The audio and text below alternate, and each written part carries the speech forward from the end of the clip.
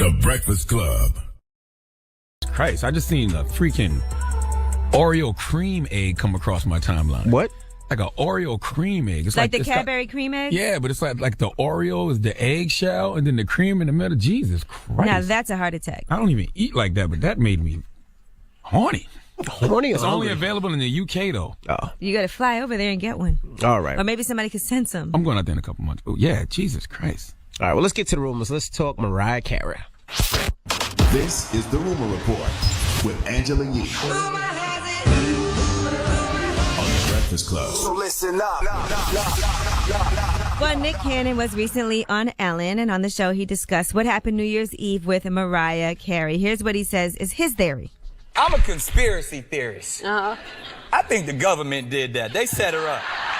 That was a distraction. They just put her out there. But I mean, anyone who knows about performing and having inner ears and stuff, things like that can go wrong on live television. I do live television all the time. I screw up on America's Got Talent all the time. So when there's people in your ear saying things and stuff, and I think she kind of got a little flustered, but being the diva that she is, she said, I'm just going to walk around and pose for 7 minutes. Nick is absolutely right with what he said about live television, but what he should have said was he should have took it a step further and said that Mariah was asked to do Trump's inauguration and she declined, so the Illuminati sabotaged her. Well, Mariah's still doing great after all of that. Her and Elton John got hired, and they were in Russia doing a gig for a billionaire's daughter, and guess how much they got paid? $4.2 million.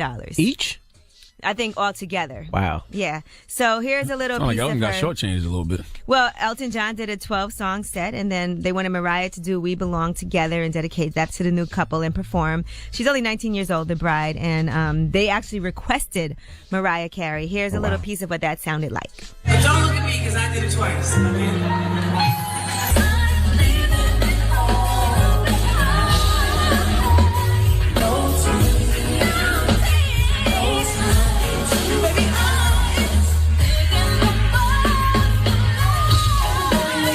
She lip syncing. She did a couple of songs. Yeah, she lip syncing. Yeah, she did a couple of songs. As clean as day, she lip syncing. She's singing over the track. Lip sync. The track is playing. clear as day, that was the track playing. Really? Absolutely, with a couple of little ad libs here and there. Clear as day, that was the track playing. But who cares? She got paid. Yeah. She got her Take the money and run. Put it in the bag. Put the money in the bag. All right, 2 Chainz has a new album coming out. It's called Pretty Girls Like Trap Music. Drop one of Clues Bomb for 2 Chainz, damn it. And that album's due out April 7th. I think 2 Chainz had a great year this past year. Absolutely. By the Couple way. years, past 2 like Chainz 4 had or a great 5 career. years. But I mean, we always talk about who was the best rapper this last year. I think 2 Chainz should be on that list always because he makes great collaboration albums, makes great mixtapes, solo albums. So this is coming out, and he's gonna have Drake on the album, and he teased a collaboration with Justin Bieber as well. You know, if you look at his Instagram, you can see pictures of him in the studio that he's been posting. 2 Chainz has been a consistent hip hop all-star. You might take his 20-plus points and 10-plus rebounds a game for granted nowadays, only because he does it so much. But yeah, he's consistent. He knows how to make hits. And he was one of the first artists that really supported and rolled with the Breakfast Club when it was a little scarce for us. Absolutely. Drop one of Clues Bombs with 2 Chainz. I've been rocking with 2 Chainz since he was Kitty Boy. He did out first, well, yeah, you can. I was a Player Circles fan with him and Dollar Boy as a group. He did our first show for us for free, and Charlamagne put him in a dollar van and like at the Best Western or some craziness. By the way, I sent one of my Haitian homies, salute to my man Shad. No, Shad showed up. He just showed up in a dollar van because he had to do what he had to do. The Jeep I feel like on the up. way out, they didn't show up. Something. There was something on bad. On the way out, 2 Chainz was like, you know what? I'm gonna book my own transportation this time, Charlamagne. I don't trust you. I don't trust you and your Haitian homies, but that's why I rock with Haitian people because they get the job done regardless. Okay, even though he knew that he would be embarrassed pulling up in that little dollar van, he still pulled up in that aluminum caravan. Okay, well, Pretty Girls and 2 Like Chainz, Trap being the Music. trooper he is, jumped in. It's again out April 7th. Pretty Girls Like Trap Music. So shout out to 2 Chainz. Thank you, 2 Chainz. All right, and Jennifer Holliday, she was supposed to perform at inauguration, and she has pulled out.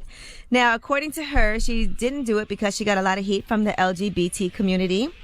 Apparently, she said the gays only called out the issues, not name-calling. She said gays have always fed and supported her, even when the church people didn't. So it wasn't because of black people going in on her. She's saying it was the LGBT community going in on her. But her agent actually said it was because of death threats. According to her rep, they said it was all of those things. She wasn't scared to perform. She didn't want to put her family at risk based on the death threats, and she didn't want to offend the LGBT community, which was especially upset that a past ally would perform on a program with President-elect Donald Trump. I read that Jennifer Holiday's performed at other inaugurations before, though. She performed at, I think, both Bush inaugurations and Bill Clinton.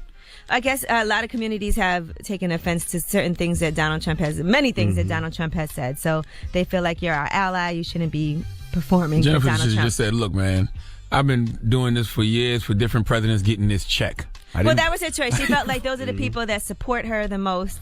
She didn't want to turn her back on them. So that's her decision. And they are having some trouble booking singers for the inauguration. One of the problems, according to his committee, Donald Trump's committee, is that record labels don't want their artists to perform, and they're not letting them do it. They're saying no way. Nobody in the Trump administration is smart, because if I was in the Trump administration, I'd be like, look, January 20th, Friday, it's only one person that can perform my inauguration. That's Rebecca Black, okay? Drop one of the clues bombs for Rebecca Black. Let Rebecca Black sing Friday.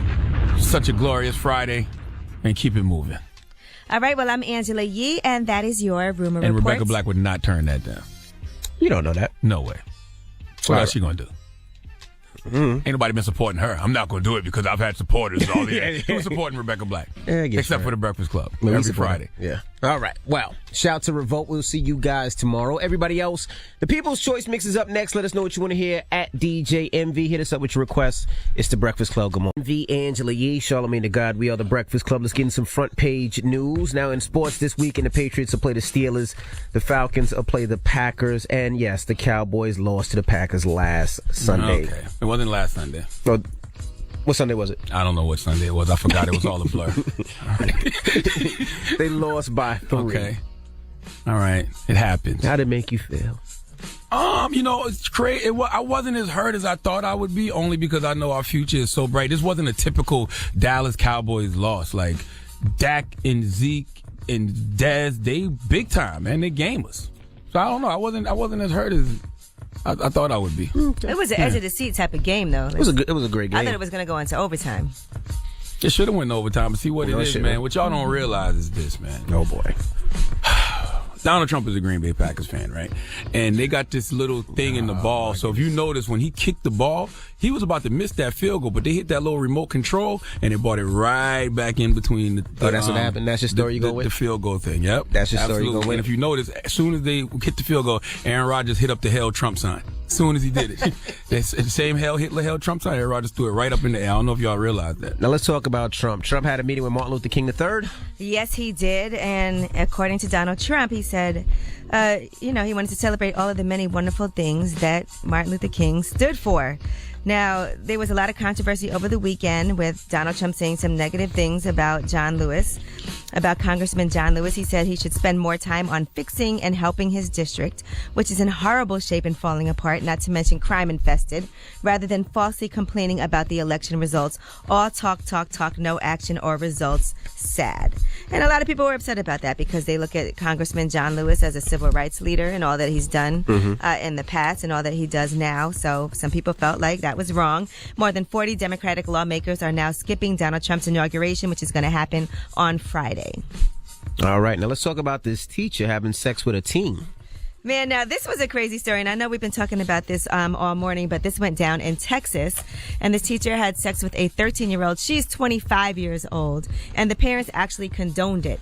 Now, the crazy thing is the dad was living in the house with the teacher and his son, and she was buying all the groceries. She told the neighbor that was her little brother. She actually got pregnant by the student, and they were having sex every single day for about 9 months. She had an abortion, though, so now she is going to get 10 years in jail. She was facing up to 30. Wow.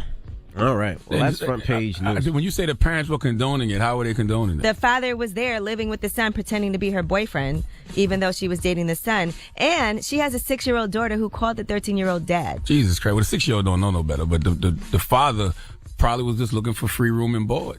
That's all. That's what that let was. Me just, the father was trying to get up on his feet. The father clearly was pimping his son. Yeah, let me pimp my child out. He was clearly pimping his son. He was getting his Kris Jenner on. Alexandria Vera is now in jail. Okay. All right, well, that's front page news. Now, when we come back, 800-585-1051, we're talking Trump. Now, he's meeting with some of your favorite people, whether it's Kanye West, whether it's Steve Harvey, whether it's Martin Luther King III. What do you think about it? You think it's just a PR stunt? Do you think we shouldn't meet with him? That is the question this morning. 800-585-1051. Now, what about performing at his inauguration? Do we look at people differently for that? Because, some people refuse to perform. That's a little far. And some people have had to pull out because of death threats. 800-585-1051. Call us now. It's The Breakfast Club.